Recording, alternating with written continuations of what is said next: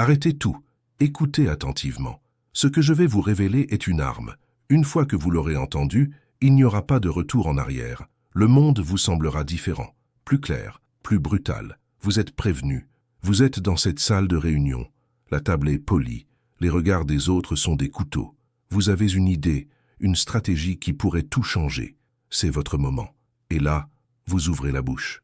C'est juste une petite suggestion. Mais le silence qui suit n'est pas du respect. C'est de la pitié. Vous venez de castrer votre propre pensée devant le tribunal. Votre idée, brillante peut-être, est morte avant même d'avoir respiré, étouffée par le mot « juste ». Vous avez annoncé au monde que ce que vous alliez dire n'avait aucune importance. Et ils vous ont cru. Imaginez la scène, un conflit, une négociation tendue où chaque syllabe est une manœuvre sur l'échiquier. Votre adversaire vous pousse, il teste vos défenses, il cherche la faille, et il la trouve. Il la trouve quand vous dites « Je vais essayer de terminer ça pour demain ». Essayez. Ce mot est une promesse d'échec, un aveu que le doute a déjà gagné.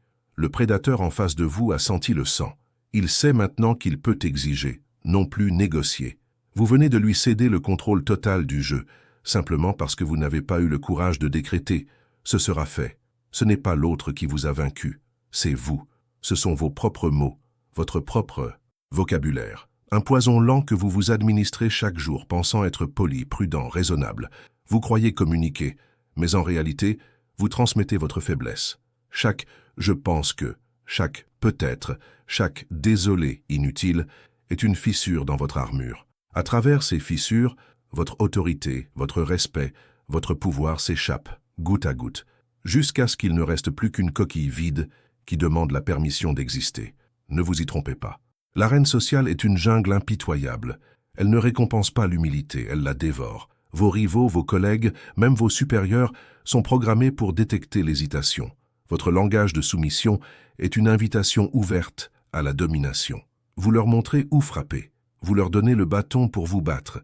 Vous vous sabotez avec une précision chirurgicale sans même en avoir conscience. Vous pensez construire des ponts, mais vous ne faites que creuser votre propre tombe. Le pouvoir ne s'excuse jamais. Il s'impose. Machiavel enseignait qu'un prince ne doit jamais être méprisé, car le mépris est le début de la fin. Et le mépris naît de ces petits mots, de ces intonations qui quémandent la validation, de cette posture verbale de serviteur. Vous ne subissez pas le jeu, vous perdez activement à cause des outils que vous choisissez d'utiliser.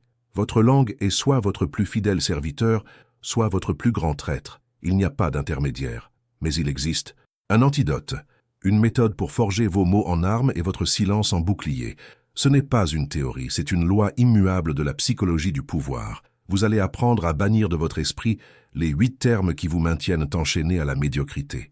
Vous allez reprogrammer votre langage pour qu'il ne projette qu'une seule chose, une autorité inébranlable. Ce que je vais vous enseigner maintenant n'est pas de la communication, c'est de la domination verbale. La première loi de ce pouvoir est la plus insidieuse, car elle se déguise en politesse. C'est le mot qui anéantit votre impact avant même que vous ayez fini votre phrase. Préparez-vous à l'éradiquer. Le premier poison est le mot « juste ». Écoutez bien, c'est une lame de velours qui vous égorge en souriant. Je voulais juste dire que c'est juste une petite idée. Vous entendez cette musique de la soumission. Ce mot est une excuse préventive pour votre propre existence. Il annonce au monde que ce qui va suivre est sans importance, que vous-même n'y croyez pas entièrement. Vous demandez la permission de prendre de la place. Vous vous diminuez avant que quiconque ait eu la chance de le faire pour vous. C'est une abdication, une reddition avant même le début de la bataille. Éradiquez-le, maintenant. Votre vocabulaire est le premier champ de bataille. Ne dites plus « je voulais juste ajouter quelque chose ». Attendez une pause, regardez votre cible dans les yeux et dites « j'ajoute ceci ». La différence n'est pas sémantique, elle est sismique.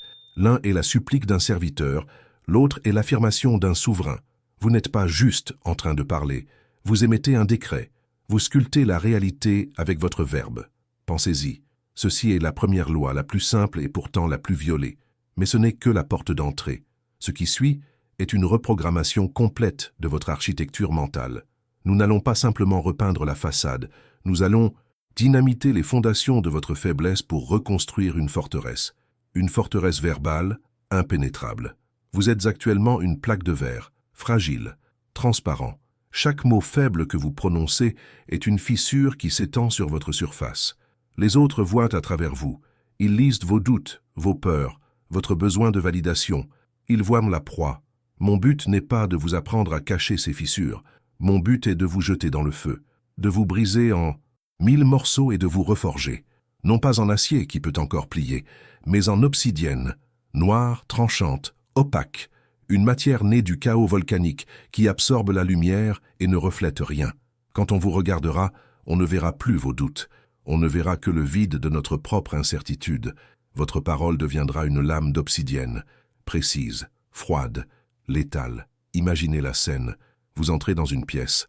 Avant, votre énergie s'excusait d'être là. Maintenant, votre silence pèse, il aspire l'air. Les conversations s'arrêtent non par peur mais par instinct. L'instinct qui dit au troupeau que le prédateur est entré dans la clairière. Quand vous parlerez, chaque mot sera une pierre posée pour construire votre trône. Vos phrases ne se termineront plus par un point d'interrogation implicite quémandant l'approbation.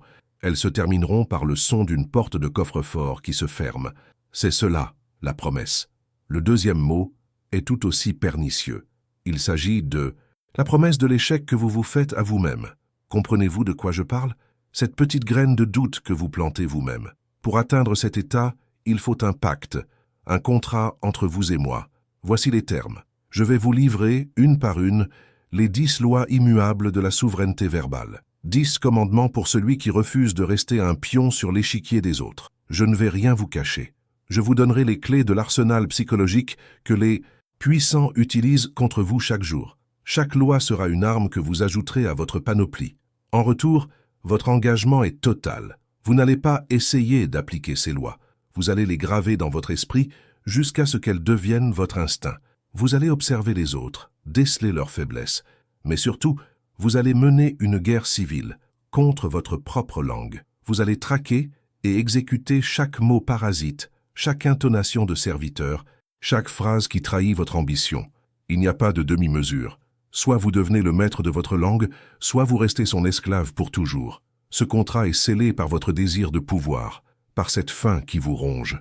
Cette frustration de voir les autres, moins compétents, moins intelligents, vous dépasser simplement parce qu'ils maîtrisent ce jeu et que vous en ignorez les règles.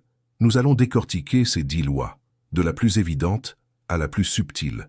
Mais je vous préviens, la 10e loi, celle que je garde pour la fin, est la plus dangereuse.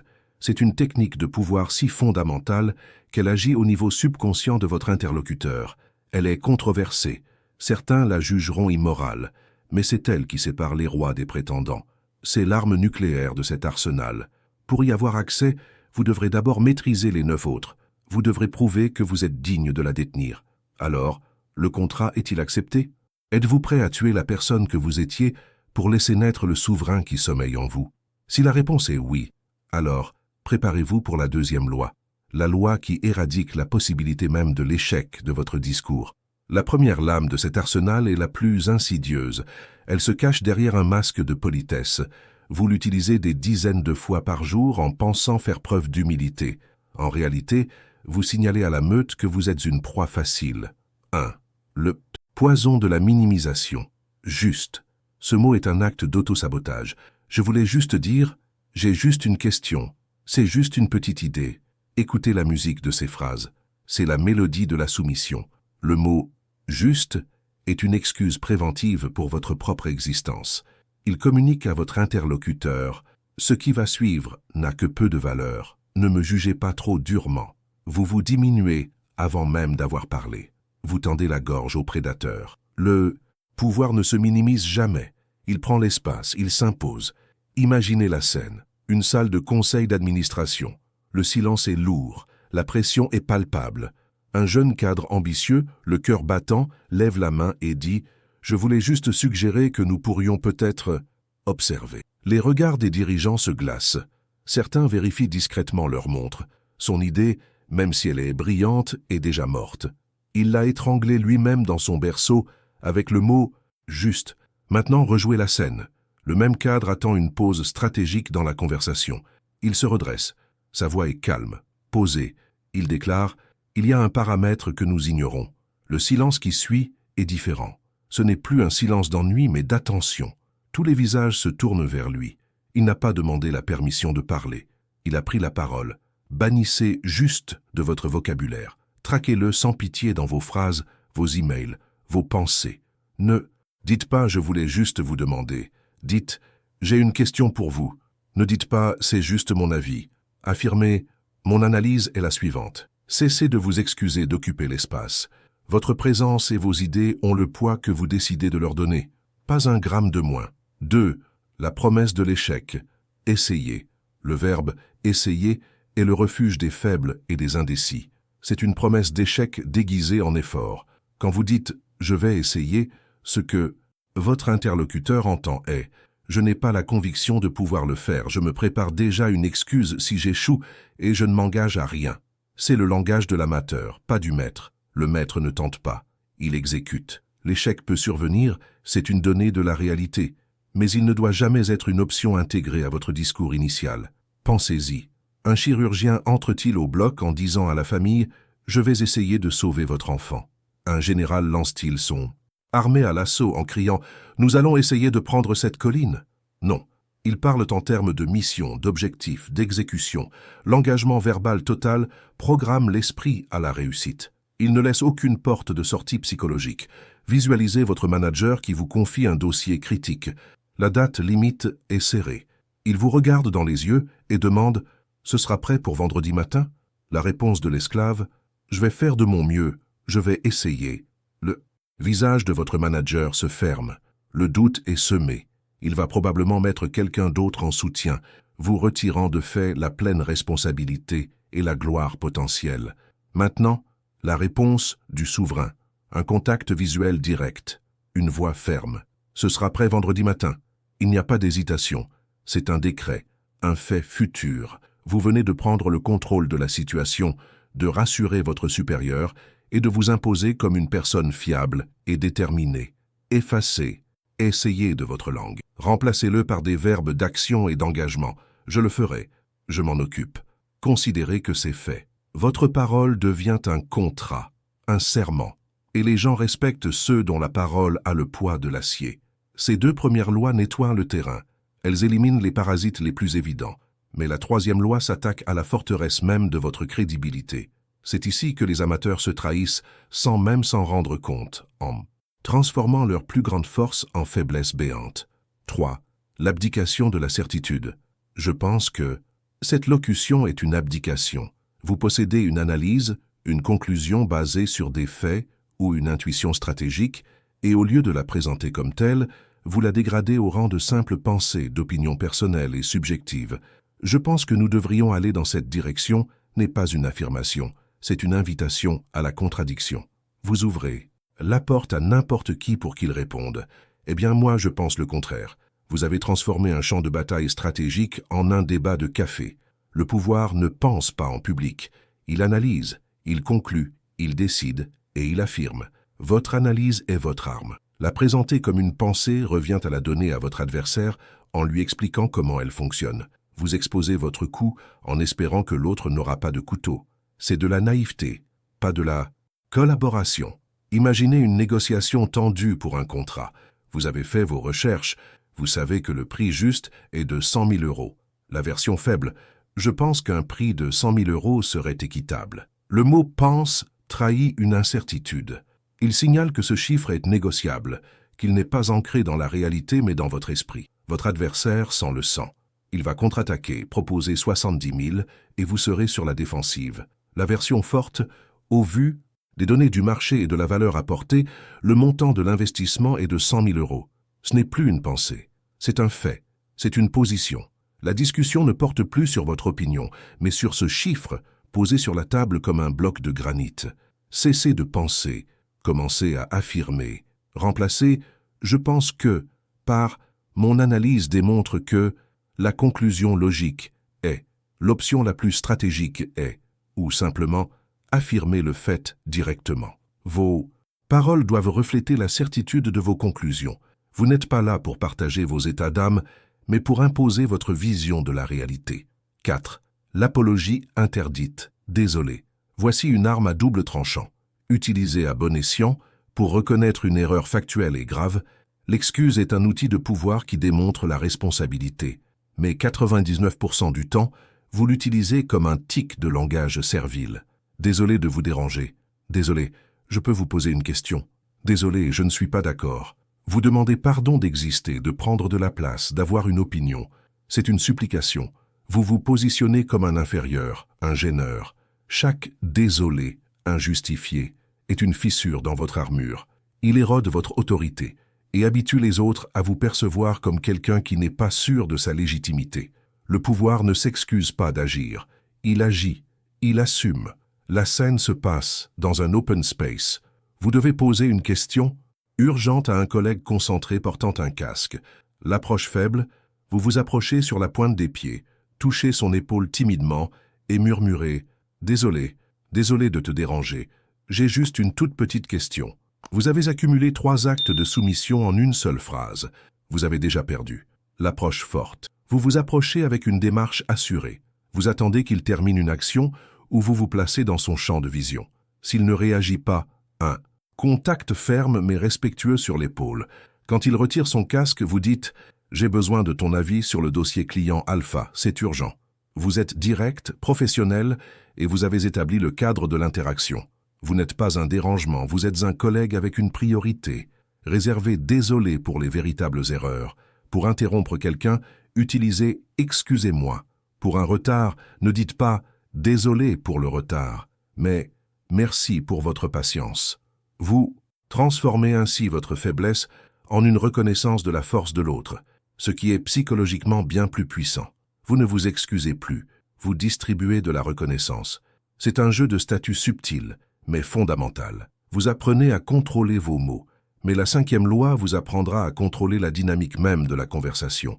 Elle vous enseigne comment forcer l'autre à prendre une position, pendant que vous restez souverain dans l'incertitude que vous créez pour lui. 5. Le transfert de contrôle. Peut-être, probablement.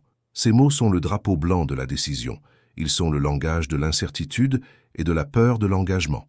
Quand vous dites « peut-être qu'on pourrait se voir mardi », vous ne proposez rien. Vous lancez une idée vague dans l'éther et vous transférez toute la charge mentale et décisionnelle à votre interlocuteur. Vous lui dites « je suis passif, c'est à toi de décider, de fixer, d'organiser. Mon temps et ma volonté ont moins de valeur que les tiens. Le pouvoir ne flotte pas dans le peut-être, il vit dans le concret, il crée les options, il définit le cadre. Utiliser ces termes d'incertitude vous rend flou, insaisissable et surtout peu fiable. Personne ne confie une mission critique à quelqu'un qui répond « je pourrais probablement le faire ». On la confie à celui qui dit « je le ferai ». Pensez à l'organisation d'un rendez-vous important. Le chasseur de tête vous contacte. L'approche de la proie. « Oui, je suis intéressé. On pourrait peut-être trouver un moment la semaine prochaine ?» Vous venez de lui donner tout le pouvoir. Il va vous proposer un créneau qui l'arrange, lui. Vous vous adapterez. L'approche du prédateur. « Excellent. Ma semaine est chargée, mais j'ai une disponibilité mardi à 14h ou jeudi à 9h. Laquelle de ces 2 options fonctionne pour vous? Analysez la puissance de cette manœuvre. Vous avez affirmé votre valeur. Ma semaine est chargée. Vous avez pris le contrôle du calendrier. Vous avez offert un choix, ce qui donne à l'autre une illusion de contrôle, mais c'est un choix à l'intérieur d'un cadre que vous avez vous-même défini. Vous êtes l'architecte de la rencontre. Éradiquer peut-être, probablement, on pourrait. Soyez celui qui propose des certitudes. Ne demandez pas « on pourrait déjeuner un jour », dites « déjeunons ensemble ». Êtes-vous libre mercredi? Transformez le vague en concret. Soyez la force qui ancre la conversation dans la réalité, pas celle qui la laisse dériver dans le brouillard de l'indécision. C'est ainsi que l'on passe de celui qui subit le calendrier des autres à celui qui le dicte. Ces 5 premières lois sont votre bouclier. Elles vous rendent verbalement impénétrable en éliminant les brèches par lesquelles votre pouvoir s'échappe. Répétez-les, intégrez-les, faites-en une seconde nature. Mais comprenez bien, ce n'est que la première étape. Ce sont les règles de la défense. Les 5 suivantes, ce sont vos lames. Elles ne servent pas à protéger, mais à pénétrer, à influencer, à dominer l'esprit de l'autre. Si vous pensiez que ceci était puissant, préparez-vous à entrer dans les arcanes de la guerre psychologique. Les 5 prochaines lois sont celles que les vrais maîtres utilisent pour démanteler leurs adversaires en silence. Et la 6e, en particulier, se déguise en honnêteté pour mieux vous poignarder. La 6e lame est la plus sournoise. C'est un poison qui se déguise en vertu. Elle se cache derrière un masque de transparence pour vous poignarder avec votre propre consentement. Cette lame est le préfixe. Pour être honnête, écoutez bien, chaque fois que vous prononcez ces mots, vous commettez un suicide de crédibilité. Vous insinuez que tout ce que vous avez dit auparavant était par défaut malhonnête. C'est un aveu, une fissure dans votre armure qui révèle une vérité dévastatrice. Votre parole n'est pas toujours fiable. Le pouvoir ne préface pas la vérité. Le pouvoir est équique. La vérité. Imaginez la scène. Un chirurgien se penche sur vous avant l'opération et murmure « Pour être honnête, cette fois, je vais faire de mon mieux ». Le sang se glacerait dans vos veines. Pourquoi? Parce que l'honnêteté et la compétence devraient être l'état par défaut, pas une option que l'on annonce. Quand vous dites « Pour être honnête, c'est ma dernière offre », l'adversaire n'entend pas votre fermeté. Il entend « Toutes mes offres précédentes étaient des mensonges, mais celle-ci, peut-être, ne l'est pas ». Vous anéantissez votre propre historique de négociation. C'est une erreur d'amateur. Éliminez cette phrase de votre arsenal. Votre parole doit être un bloc de granit. L'honnêteté n'est pas un événement, c'est une constante. Quand vous parlez, ce que vous dites est la vérité telle que vous la définissez. Il n'y a pas besoin de le signaler. Soyez direct, soyez implacable. Au lieu de « pour être honnête, je ne pense pas que ce soit une bonne idée », déclarez « cette idée est une erreur stratégique ». La première est une opinion timide, la seconde est un verdict. Apprenez la différence. C'est la différence entre le pion et la main qui le déplace. La 7e loi est une abdication déguisée en politesse. C'est la question la plus faible que vous puissiez poser, car elle transfère instantanément toute l'autorité à votre interlocuteur. C'est la permission inutile. Est-ce que je peux ajouter quelque chose? Est-ce que je peux vous poser une question? Analysez la posture que cela implique. Vous n'êtes plus un égal sur le champ de bataille. Vous êtes un enfant qui demande la permission de parler à la table des adultes. Vous quémandez le droit d'exister dans la conversation. C'est pathétique. Le pouvoir n'attend pas la permission. Il la prend. Il occupe l'espace. Dans une réunion, ne demandez pas « Est-ce que je peux ajouter quelque chose ?» Attendez une fraction de seconde de silence, le moment où la respiration de l'autre se suspend, et intervenez avec force. J'ajoute un point crucial à cela. Ou pour compléter ce qui vient d'être dit, vous ne demandez pas, vous affirmez. Vous n'êtes pas un invité dans la conversation, vous en êtes un architecte. C'est un changement de paradigme total. Vous cessez de vous comporter comme si votre présence dépendait de la bonne volonté des autres. Ceci est fondamental. Chaque fois que vous demandez la permission pour une action légitime, vous signalez que vous ne vous sentez pas légitime. Vous vous placez volontairement en position de soumission. Cessez de demander la permission d'exister. Agissez avec l'autorité de celui qui sait qu'il a sa place. Prenez la parole, posez la question, faites la proposition. Remplacez « est-ce que je peux » par « je vais ». Remplacez la supplication par l'action. Vous verrez le regard des autres changer. On ne respecte pas celui qui demande, on respecte celui qui agit. Mais tout ce que je viens de vous révéler n'est que la partie visible de la guerre. La 8e loi est la plus insidieuse et la plus difficile à maîtriser, car elle n'est pas un mot. C'est une mélodie. La 8e loi est la trahison de votre propre voix. C'est la soumission cachée dans votre intonation. C'est cette habitude mortelle de terminer une affirmation par une note qui monte, la transformant en question. Vous affirmez un fait. Le budget est de 5 000 €, mais votre voix chante « Le budget est de 5 000 €. Vous entendez la différence. La première est un décret. La seconde est une supplique. C'est une recherche inconsciente de validation. C'est votre subconscient qui crie « S'il vous plaît, soyez d'accord avec moi. S'il vous plaît, ne me contredisez pas. » C'est le son de la faiblesse pure. C'est la loi la plus difficile à éradiquer parce qu'elle est ancrée dans des années de conditionnement social. On vous a appris à être agréable, à ne pas imposer. C'est un mensonge. Le monde du pouvoir n'est pas agréable. C'est un champ de bataille où la certitude l'emporte sur l'hésitation. Votre voix est votre arme principale. Une intonation montante sur une affirmation est comme tendre une épée par la lame. Vous offrez à votre adversaire une prise facile pour vous désarmer. Il entend votre doute avant même de traiter vos mots. La solution est chirurgicale. Enregistrez-vous. Parlez seul. Écoutez la musique de votre voix sans pitié. Traquez chaque fin de phrase qui monte et exécutez-la. Entraînez-vous à terminer chaque affirmation par une intonation descendante, ferme, définitive. Votre voix doit sonner comme le marteau d'un juge qui frappe le bois. Elle doit clore le débat, pas l'inviter. Une voix qui descend est une voix d'autorité. C'est la voix du leader, du décideur, du souverain. Maîtrisez la musique de votre pouvoir, et même vos mots les plus simples deviendront des décrets. Nous entrons maintenant dans les arcanes. Les 2 dernières lois ne concernent plus seulement les mots que vous utilisez ou la façon dont vous les dites. Elles concernent ce que vous ne dites pas et la réalité que vous imposez. La 9e loi est l'arme la plus puissante de l'arsenal du stratège, le silence maîtrisé. L'amateur parle pour remplir le vide. Il a peur du silence, car il le prend pour de l'inaction. Le maître, lui, utilise le silence comme un instrument de torture psychologique et de collecte d'informations. Imaginez une négociation. Vous faites votre offre, puis le silence.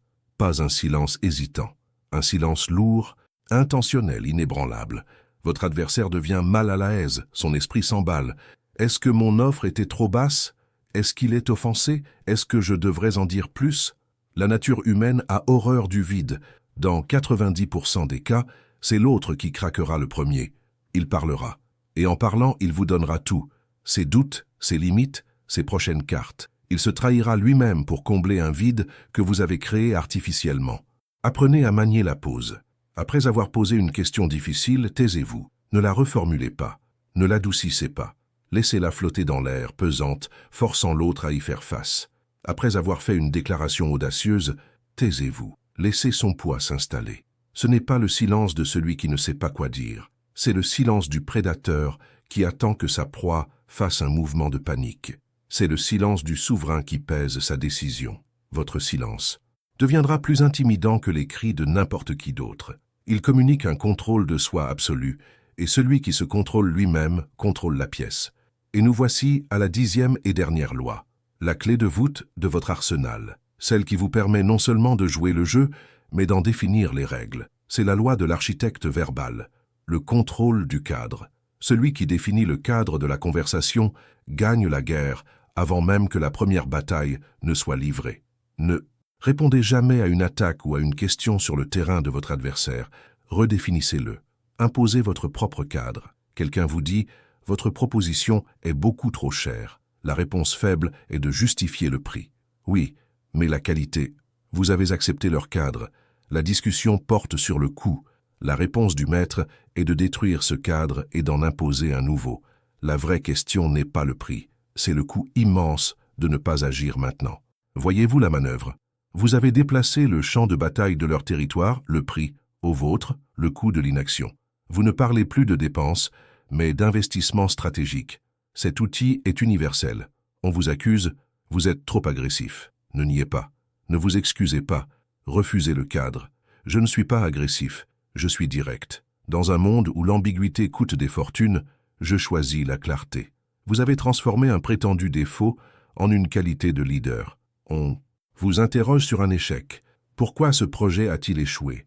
Ne listez pas les raisons, redéfinissez.